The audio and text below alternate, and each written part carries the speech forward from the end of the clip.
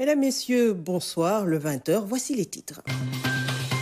La diffusion de la jurisprudence francophone dans l'espace juridique africain au centre de la rencontre annuelle de la JUCAF. Les présidents de cour de 13 pays francophones sont en conclave à Dakar. La JUCAF a tenu sa rencontre annuelle à Dakar. Les présidents de cour de 13 pays francophones ont pris part aux échanges sur la diffusion de la jurisprudence francophone dans l'espace juridique africain. Fatou Sakho.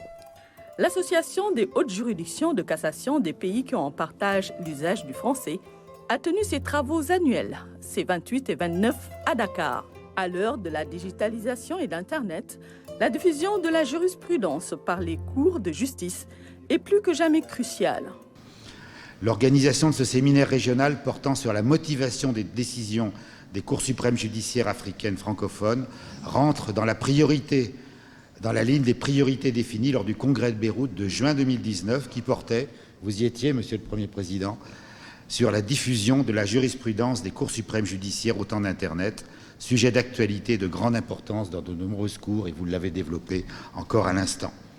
En effet, l'intelligibilité des décisions de justice par les citoyens constitue une ambition démocratique majeure.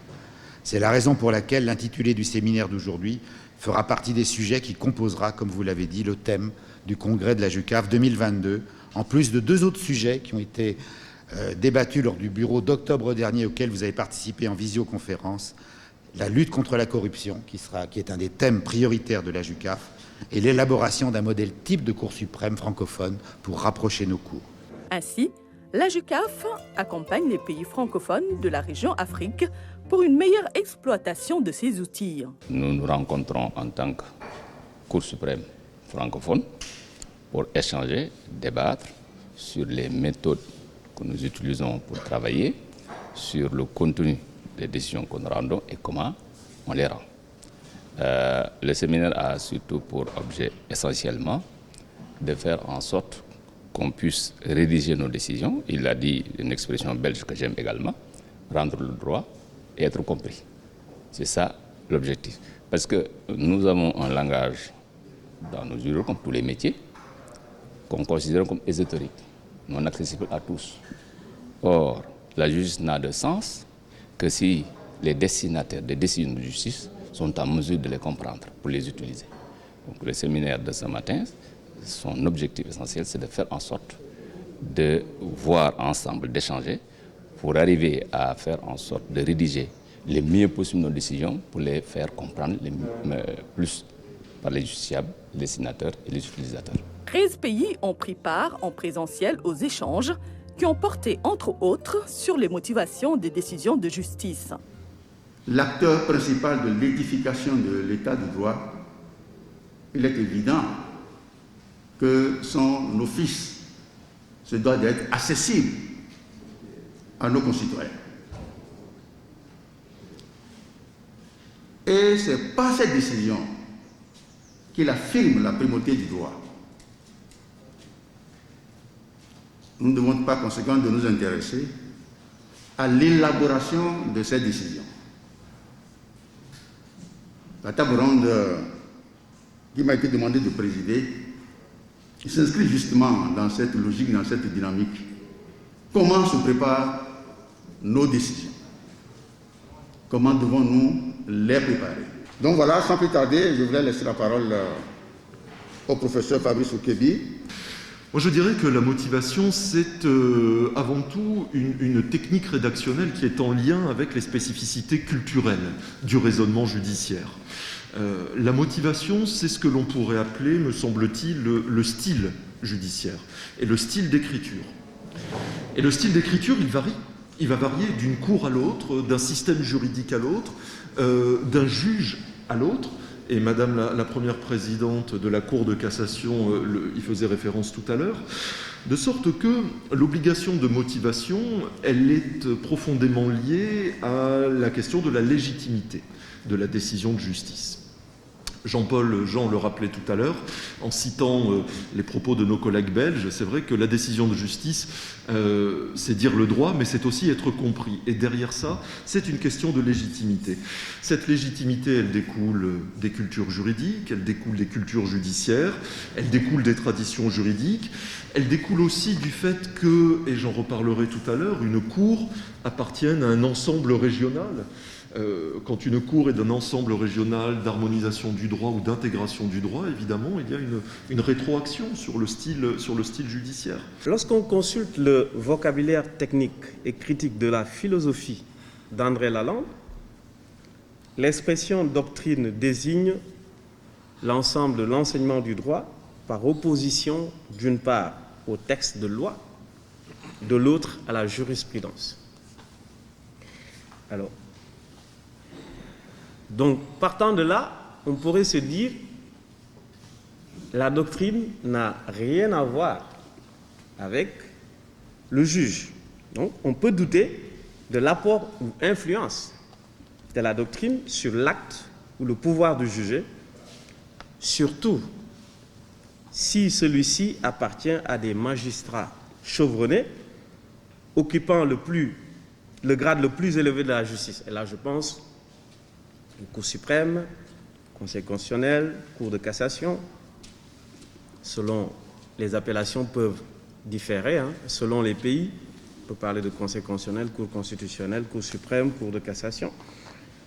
Ou des magistrats faisant partie d'une institution juridictionnelle d'intégration économique ou juridique. Alors, quand on parle d'intégration économique ou juridique, je crois que le professeur Oukebié l'a dit tout à l'heure, nous faisons allusion à la Cour de justice de la CEDEAO, de l'UEMOA et de l'OHADA. Sans plus tarder, je vais laisser la parole aux autres communicateurs. En fait, c'est des praticiens qui vont apporter leur petite touche à ce que les deux professeurs viennent de nous dire respectivement. Au niveau de la Cour suprême, la jurisprudence, tout comme la doctrine, inspire fortement le juge. Il peut également, comme l'a souligné le professeur au Québec tout à l'heure, donc dans ce raisonnement, faire référence à des décisions rendues par d'autres juridictions. Par exemple, en ce qui concerne en matière administrative, le principe, toute illégalité entraîne forcément l'annulation de la décision. Mais ce n'est pas le cas. Le juge administratif, quand il décide d'un dossier, certains dossiers, il peut s'inspirer de la jurisprudence française. C'est le cas notamment dans l'affaire Divinière de 2012, à laquelle le juge a dit, voilà, quand une procédure administrative consultative obligatoire prévoit la consultation d'un certain nombre d'organes, le non-respect de cette formalité n'entraîne pas forcément l'annulation que si elle a vicié, elle a entraîné, elle a influencé le sens de la décision ou privé l'intéressé d'une garantie. Ce qui se fait au Bénin, c'est que le conseiller rapporteur est le magistrat qui est désigné de faire cette mise en état. Il est désigné par le président de la chambre judiciaire, et sa fonction consiste à instruire le dossier en ordonnant par mention manuscrite portée sur un imprimé conçu à cet effet les mesures d'instruction qu'il juge nécessaires dans l'intérêt de l'instruction du dossier. Donc, nous, le dossier ne va pas au service de documentation tout de suite. Nous sommes en train de faire une réflexion dans ce cadre-là, mais le service de documentation, c'est l'aide à la décision. Une tradition malienne sous votre contrôle et sous celui des nombreux aînés et brillants praticiens ici présents, comparer une décision de justice, une bonne décision de justice à un fruit mûr. En ce sens que le fruit mûr, il est accepté, il est consommable facilement. Pourquoi cette comparaison? Parce que de tout le temps, la justice a souffert de deux problèmes majeurs, de deux défis majeurs, à savoir l'acceptation de la décision et la compréhension de la décision. Et ce sont ces défis d'ailleurs qui ont donné lieu au développement des modes alternatifs de règlement des conflits, qui eux-mêmes ont été confrontés plus tard à cette exigence de motivation, notamment l'arbitrage. Vous avez évoqué sur l'influence de la doctrine dans les décisions des cours suprêmes. Vous avez évoqué la position de la doctrine après la première décision de la Cour constitutionnelle. J'aimerais savoir ce qu'il en a été après la deuxième décision de la Cour constitutionnelle, parce que je crois que vous n'avez pas évoqué cela, parce que c'est là que la position de la doctrine aura été, et son influence sur les décisions aura été intéressante, puisque la position de la Cour constitutionnelle du Bénin a consisté à considérer que si la norme en matière de protection des droits humains du droit national, si le standard était supérieur à celui de la norme communautaire, eh bien le droit national doit primer. La position de la Cour de l'UEMOA consistant plutôt à considérer que l'impératif d'uniformisation de l'interprétation de la norme communautaire commandait qu'il s'impose aux juridictions nationales. Donc il y a matière pour la doctrine à se prononcer. Est-ce qu'il y a une production en ce sens et dans quelle mesure est-ce que cela est susceptible de débloquer la situation? Schématiquement, devant la Cour de cassation du Niger, les choses se passent de la manière suivante. Je dois d'entrée de jeu dire que nous n'avons pas de service de documentation. Nous n'en avons pas. Alors, lorsqu'un dossier frappé de pourvoi atterrit sur le bureau du greffier en chef, il y a une première étape de mise en état qui est faite par le même greffier en chef. Et là, nous n'avons pas de projet d'arrêt. Nous, on ne produit pas de projet d'arrêt. Le conseiller rapporteur examine le dossier, il l'étudie et il propose une solution. Donc voilà un peu la phase de préparation avant qu'on en vienne à la phase de la motivation, etc., de la décision de justice. Mais nous n'avons pas de projet d'arrêt et nous n'avons pas un service de documentation à l'exemple du Sénégal. Au niveau de la Cour suprême du Sénégal, nous avons un système qui me semble être utile de partager avec les collègues qui sont ici. Nous avons les délais de procédure qui sont fixés par la loi organique et qui concernent les parties au procès, les parties au pourvoi. Le demandeur a 2 mois, le défendeur a 2 mois globalement, ce qui fait 4 mois. Mais ce délai peut être raccourci si le dossier est en état avant que ce délai n'arrive à expiration. Mais une fois que cette phase est bouclée, mettons au bout de 4 mois, le dossier est transmis au service de documentation qui désigne un analyste. L'analyste, il a 15 jours pour faire son travail. Une fois qu'il a fini le travail, le directeur du SDE, par l'intermédiaire du premier président, transmet le dossier au président de chambre qui désigne un rapporteur. Le rapporteur, il a 45 jours pour faire un rapport, une note dans laquelle il propose sa solution ou ses solutions, et il fait en même temps un projet d'arrêt ou plusieurs projets d'arrêt en fonction des solutions qu'il propose. En ce moment-là, le dossier est transmis au parquet général qui a 30 jours pour faire ses conclusions. Nous venons un peu de loin au regard des délais. Le pourvoi était traité dans un délai de 5 ans en 2016 quand j'arrivais à la Cour. À ce jour, nous sommes à 2 ans. C'est la procédure pénale qui impose un délai de traitement au rapporteur et au parquet général. Les autres procédures, il n'y a pas de délai. Mais le dynamisme donc est lancé pour réduire au maximum les délais. Et la difficulté que nous avons, c'est beaucoup plus avec les avocats qui retardent en fait à conclure. Après le rapport, les parties n'ont plus accès au dossier, aucune information. Des avocats estiment que dès lors que le rapport et les conclusions du parquet général peuvent influencer le dossier, il est important que ces pièces soient partagées aux parties. Dans notre procédure, ces pièces sont gardées dans le dossier et c'est le jour de l'audience que seulement le rapport est lu et l'avocat général présente verbalement en fait ces conclusions. Alors, on a une exception qui nous souhaitons vraiment corriger, c'est la régularisation. La loi permet au requérant de régulariser son pourvoi pour éviter en fait les irrécevabilités, de telle sorte que les avocats abusent trop de cette procédure. Le souci du justiciable, c'est de connaître la suite de son pouvoir dans un délai raisonnable. Et le délai raisonnable s'entend au sens de la loi des procédures applicables devant la Cour suprême du Bénin.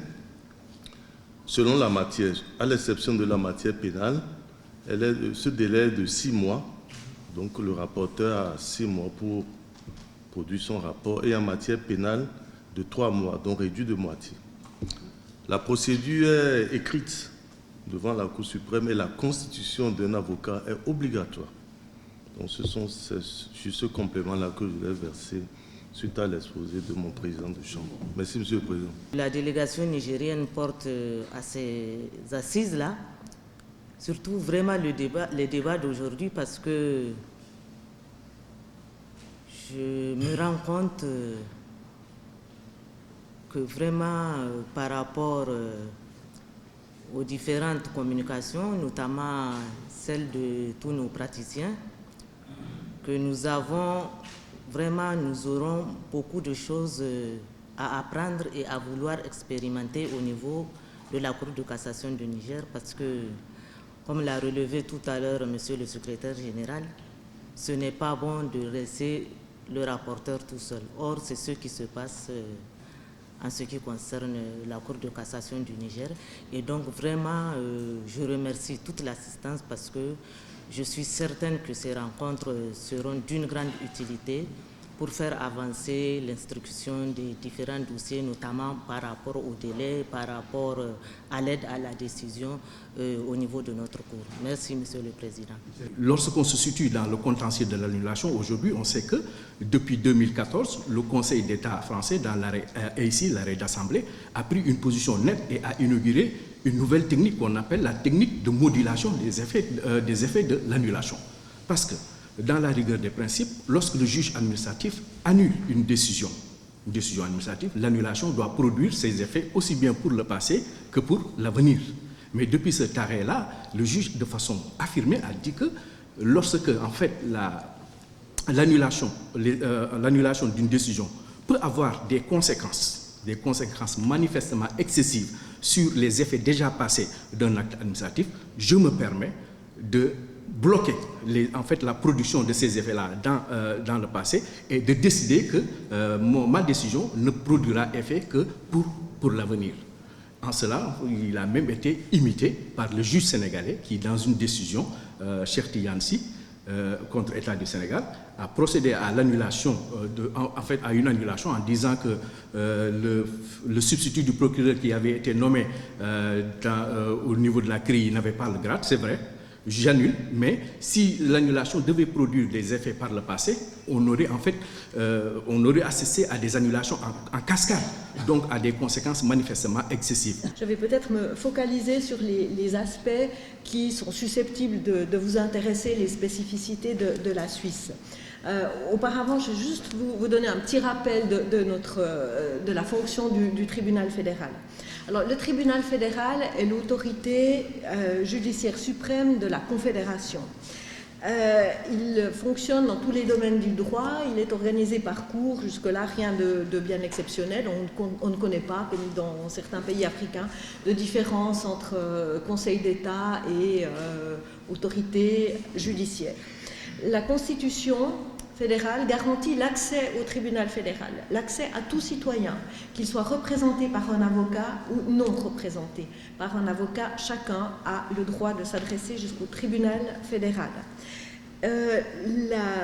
La Constitution prévoit également que la jurisprudence est une source du droit. Alors ça, évidemment, ça va influencer la motivation de la décision.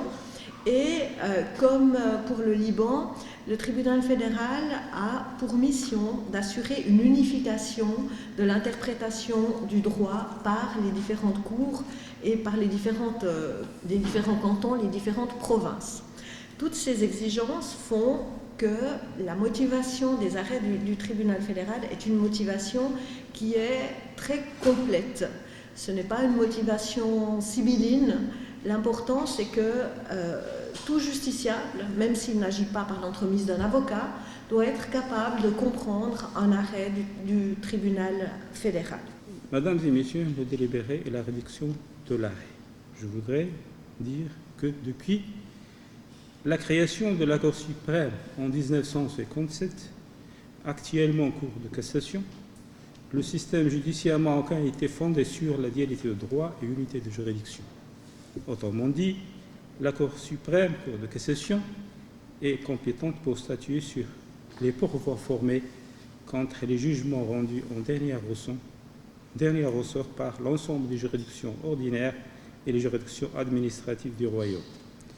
L'objet de cette intervention est de décrire le cas mauritanien concernant le processus du délibéré devant la Cour suprême et la rédaction des arrêts. Premièrement,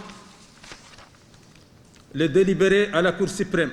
À l'issue des plaidoyeries et l'exposé des réquisitions du ministère public, l'affaire est mise en délibéré. L'examen de l'affaire en délibéré intervient au jour fixé par le président de la Chambre ou le président de la Cour, selon qu'il s'agit d'un pourvoi interjeté devant l'une chambre de la Cour ou d'un second pourvoi devant les chambres réunies. Le délibéré à la Cour est secret et seuls les juges ayant participé à l'audience peuvent délibérer. Les magistrats ont une voix délibérative. Lors du délibéré, lecture est donnée des principaux éléments de l'affaire tels que le rapport, les décisions antérieures, les mémoires et les répliques. Ensuite, le débat est engagé sur les points de droit soulevés. Dans l'hypothèse où ceci ne présente pas de difficultés, l'affaire est immédiatement tranchée. Dans le cas inverse, le président désigne une commission restreinte représentant les différentes opinions exprimées durant les débats pour étudier le dossier de manière approfondie et soumettre des propositions précises à la formation de la Cour. Je voulais remercier tous ceux qui étaient en visioconférence du Cameroun, au Liban, au Togo, depuis Paris, il y en avait aussi, qui ont travaillé avec nous, vraiment c'est remarquable. Remercier les deux présidents qui ont accepté, Madame la Première Présidente. Maintenant, c'est l'aspect convivial qui commence et je pense qu'on l'a tous bien mérité. Merci à Madame la Première Présidente et à tous ceux qui sont venus. Voilà. Et au revoir à nos amis qui sont en visioconférence et vous aurez toutes les vidéos. Ce séminaire a vu aussi la participation d'autres membres en distanciel. Dans l'agenda est aussi intégrée la délibération du prix d'excellence de la JUCAF. Rendez-vous est donc pris l'année prochaine, en octobre 2022, à Paris pour le prochain congrès.